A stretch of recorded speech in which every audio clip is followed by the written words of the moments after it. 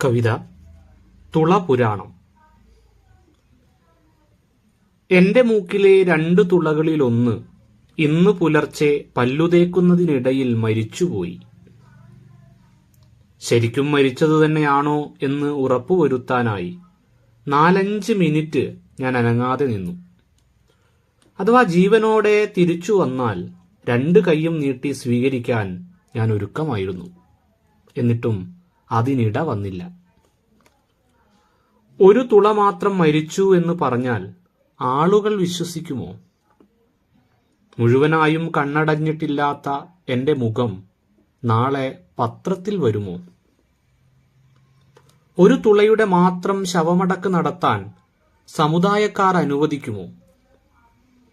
ഇപ്പോഴും പ്രവർത്തിച്ചുകൊണ്ടിരിക്കുന്ന സുന്ദരൻ 2-ാമൻ തുളയ്ക്ക് കുടുംബജീവിതമില്ലാതെ പോവുമോ? ശരീരത്തിലെ എല്ലാവർക്കുമായി ഞാൻ അടച്ചിരുന്ന ഇൻഷൂർ അല്പമെങ്കിലും തിരിച്ചു കിട്ടുമോ? ജീവിച്ചിരിക്കുന്ന എന്റെ സെൽഫികളിൽ ചത്ത തുള അശ്ലീകരമായി തീരുമോ?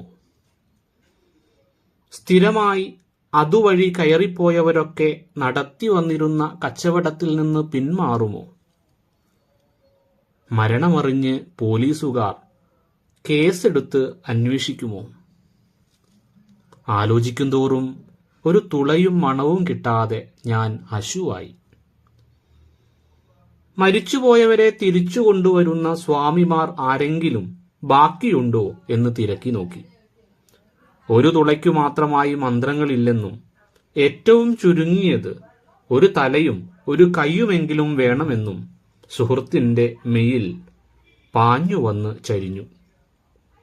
2 തുള സത്യത്തിൽ ആവശ്യമില്ലെന്നും 1 തുള കൊണ്ടുതന്നെ ജീവിച്ചു പോവാമെന്നും ബുദ്ധിമുട്ടുണ്ടെങ്കിൽ വല്ലപ്പോഴും വായ തുറന്നു പിടിച്ചാൽ മതിയെന്നും ഗൂഗിൾ നയം വ്യക്തമാക്കി. ചത്തത് തിരിച്ചറിയാതിരിക്കാൻ മൂക്കുകുത്തിയാലോ എന്നാലോചിച്ചു. അളിഞ്ഞുപോകുന്ന തുളയിൽ എത്ര നാൾ മൂക്കുകുത്തി അത് ജീവിക്കുമെന്നോർത്ത് എനിക്കപ്പോൾ ഗദ്ഗദം വന്നു. ഏതായാലും 2ഉം കൽപ്പിച്ച് ഞാനൊന്ന് ചീറ്റി നോക്കി. 1 തുള അഴിഞ്ഞ് താഴെ കിടക്കുന്നു.